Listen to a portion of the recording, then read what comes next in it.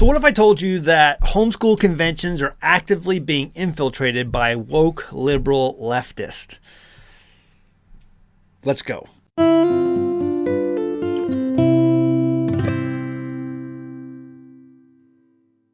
Over at the Huffington Post, also called the Huff Post, this article came out about a week ago. I've been to over 20 homeschool conferences. The things I've witnessed at them shocked me.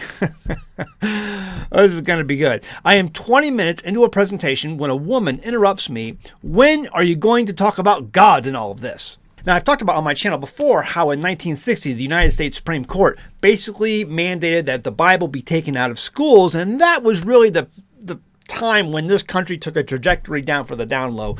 And all of this teaching, this crazy Bible talk of, thou shalt not steal, thou shalt not lie, love your neighbor as yourself, was taken away from the daily curriculum of the student's body, growing up in America.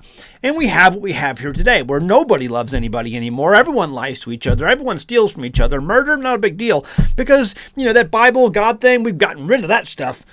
And this is the result of what we have today. So a lot of people, a lot of parents have said, you know what? I want my children to learn these things.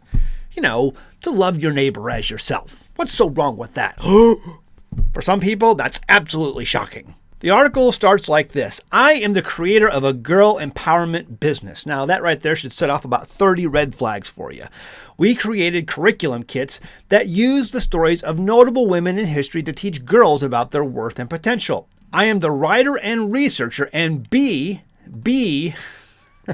my business partner and one of my favorite guy feminists, is the creative and marketing guru. I'm not a betting man, but if I was a betting man in Vegas, I would bet that B is probably gay. Before the pandemic, we partnered with schools to deliver our curriculum. When the shutdown occurred, we lost those partnerships, but we found the homeschool crowd. This community accepted us wholeheartedly. Something comes to mind about Troy, a horse, and Greeks, but public school kids wouldn't know anything about that. For the past 3 years, we've traveled to more than 20 homeschool conferences. Our company has a lot of supportive and excited customers. We even get return customers whom we love reconnecting with at these events. However, there is a faction that prickles at our presence. B and I try to brush it off, but even the smallest splinter, when not addressed, can cause infection. And for basically the remainder of the article, she's going to give some examples of these encounters. So let's go ahead and take a look. A mom enters our booth in the Exhibitor Hall in Missouri. Okay, my daughter loves Harriet Tubman. Tell me what you've got, she says. I explain our product and how we use historical women to teach girls about their worth and potential. The mother says, but is it woke? I don't want to teach my daughter about woke. I look around at our curriculum kits. They are all women who fought for equality. I think to myself, hell yes, it's woke. The irony is lost on this potential customer. I'm in Texas, my home state. A mom wanders in, picks up a journal, and reads about Kate Warren, the first woman detective. Where do you do your research? She asks. I give her several sites. That's good, she says. Now then, she begins again. What's your slant? Slant, I ask. Which way do you lean? Just historical facts, I tell her. Okay, but listen, I need you to do something for me. She reaches out, takes my hand. Apparently, we're best friends now. Write about biblical characters, she says. We need that, especially the men. I tilt my head to the side. Well, we focus on actual women from history, I say, because we talk about real historical figures, not imaginary fairy tales like those things that are in the Bible. A woman in Texas walks by and she stares at the booth and looks at me, and there are tears in her eyes. This is amazing. Please give me one of everything, she tells me. She does indeed buy one of everything, and she thanks me for the diversity and representation. And then she whispers, you don't see this type of curriculum at homeschool conferences. Instead, you see those types of things. B and I look where she is pointing. At the next booth, a company is selling books with rhyming Bible stories. How horrible. Their banner sports a cartoon version of white Jesus with six-pack abs, biceps for days, and nail holes in his hands. Around him are brown-skinned people with large, crooked noses. We are stunned into silence, and later B and I wonder what rhymes with Jerusalem. At another city in Texas, a woman and her older mother walk into the booth, and they pick up products and make comments, but neither acknowledges me. One picks up a journal that tells the story of Sarah Grimke. On the cover it says, "Follow your heart." The younger woman turns to the mother and says rather loudly, "You know what insert daughter's name here, said to me the other day. What? Her mother asked. She said in Sunday school she learned that you can't listen to your heart, only to the Lord, because your heart lies to you. If you know what Bible verse she's quoting, put it in the comments below. The younger woman finally looks at me and says, even my daughter gets it, and she's only 9. Now we're in Florida. I walk down an aisle and notice a red glare, a tinge that no other aisle has. It takes me a moment and then it hits me. This whole aisle is political organizations. None of it has to do with education, just politics, and every booth has some red in it. Yeah, because we don't want to teach our kids about politics. That'd be absolutely crazy. I pass some signs that read Ron DeSantis World. B says it looks like they're mimicking the Disney font. Several booths are conducting podcast interviews, and I look up at the podcast on my phone and see that each one spreads conspiracy theories. Yeah, because it's conspiracy theories that there's videos of pulling suitcases of ballots out at 2 a.m. out from underneath tables. And also these conspiracy theories that people who get the clot shot fall over dead with heart attacks. I pass another booth where a man and a woman are talking about gun rights at a homeschool conference. And then I pass a Moms for Liberty booth. My stomach drops. Absolutely horrifying that these homeschool administrators might be arming their students. I'm in California. It's our last conference for the season, and I threw up again from the anxiety of anticipating more offhand remarks and rude questions. The reason you have anxiety to the point where it's making you sick to your stomach is because you're inserting yourself in a world that does not share your worldview and opinions. Go back to where you belong and you won't have that problem anymore. This morning, I am presenting to a full room. I am discussing ways to build confidence in girls. I am 20 minutes into the presentation when a woman interrupts me. When are you going to talk about God in all of this? She asked. Her rudeness throws me off, and I take a breath and I smile. God is wherever you want God to be. I can't tell you that, I reply. 2 other women get up and leave. That evening, I finally tell B that I'm throwing up before the conferences. He asked if we need to stop going, and I want to say yes, but I don't. Although throwing up is new, this conversation isn't.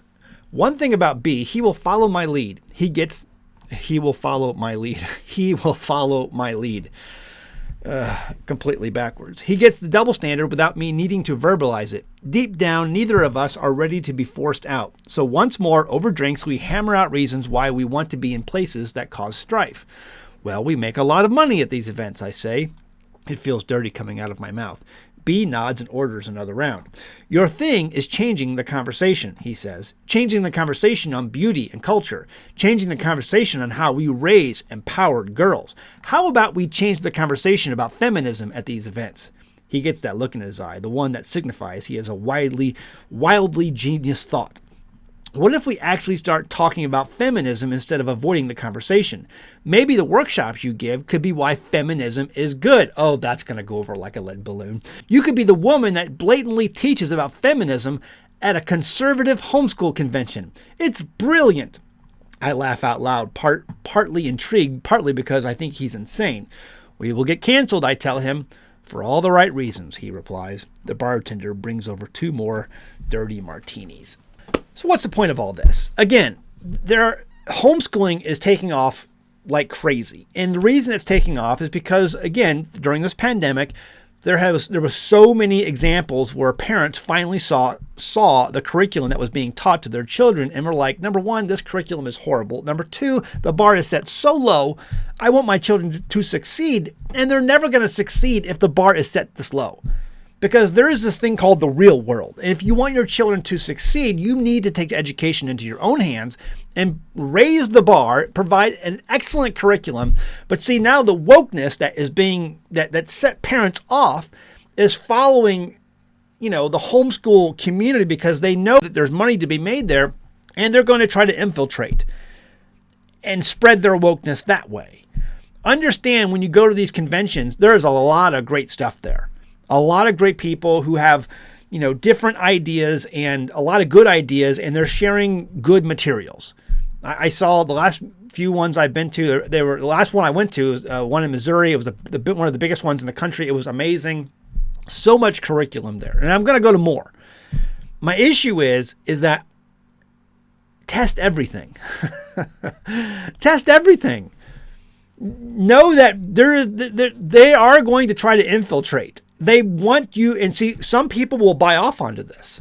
And there are liberals who go to these conventions too. There are liberals who lots of liberals who are homeschooling because, and we're going to talk about that in a future article, because there's so many articles coming out about this, because again, the left, the public school system is on its heels, and they know they're losing ground. And if you read the Communist Manifesto, free and public education is one of the tenets to the Communist Manifesto, because that's the only way they can indoctrinate your children.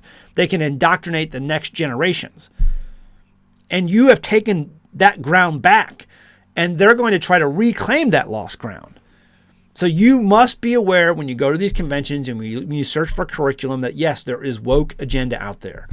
Feminism has been one of the most damaging things to our society and culture. Men are stupid, women are empowered, and it's like, listen, I believe in an equal, but there is a way that this should be set, and that the man should be the head of the household, and the man should lead, and the woman is the helpmate, meaning the man can't do it without the woman.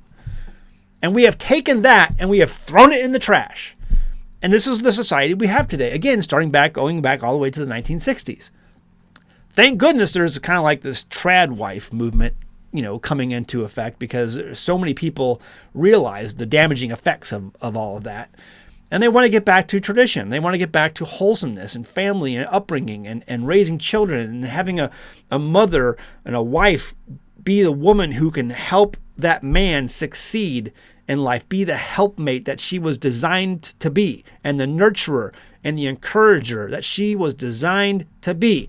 But no, what these people want the woman to be out there and leading the charge. And the man, that dimwit, can be the helpmate for her. That's fine if you want to do that, but that's not how we're designed to be. Leave a comment below. I'm sure that'll stir the pot. Understand that stuff is out there. This crap is out there. Do your own due diligence at what you're teaching your children. And it doesn't matter if you want to teach left or right in your homeschool. Teach it how you want. Understand that one's going to produce an amazing success and the other one's just not so much.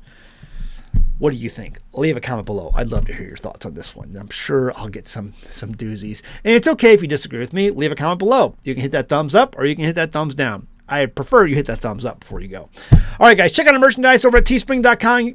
Teespring.com. You can find our Stupid Should Hurt shirt, our best-selling shirt of all time. If we had more hurt in this world, we'd have an awful, awful lot more homeschools. And also our sponsor, Genesis Gold Group. Listen, they can help you escape from the dollar. If you haven't not paid attention, our economy's in big trouble. We're over $33.5 trillion in debt, and it ain't going down. So what is going down is the dollar. If you want to escape, AmericanGoldEscape.com can help you. Link in the description below, pinned also in the comments. See you next time in the Homestead. Bye! If you've watched my channel, you know that I'm a fan of owning precious metals in times of economic turmoil. The reason being is because I'm an avid reader of history. One of the biggest objections to buying precious metals that I get goes something like this. Why buy precious metals? After all, you can't eat gold and silver. Actually, this is incorrect. Never has there been a time throughout all of human history where a producer of food has turned down the use of gold and silver when trying to make a sale. Never. Not once. Gold and silver have always been used when fiat money fails, and fiat money always eventually fails. There are countless times in history where governments hard up for real money took silver and copper coins from the past and then placed a countermark on the coin and then placed that old coin back into circulation. It didn't matter that it was an old coin of a different time and place. What mattered was the metal content. In the 1820s, the farmers in the German town of Natzheim would find Roman silver denarii so often in their fields when plowing that they would save them and use them to buy beer at the local tavern. In the 1840s, around the French town of Usure, Roman silver and gold coins were so numerous that people used them to pay bakers, butchers, and other merchants for their food goods. These are coins that were long gone in official circulation from the Roman Empire, but people used them anyway to pay for food even above their own official state-issued currency. Yes, you can eat gold and silver because gold and silver always buys food. If you have fiat paper savings banked away and you want to find a more historically reliable way to safeguard that wealth, this website can help you. AmericanGoldEscape.com gives you information and a way to reach out so that an expert can help you and show you how to escape. We are over $33 trillion in debt and rising rapidly. There is no saving this sinking ship. Visit AmericanGoldEscape.com to learn more. Linked in the description below.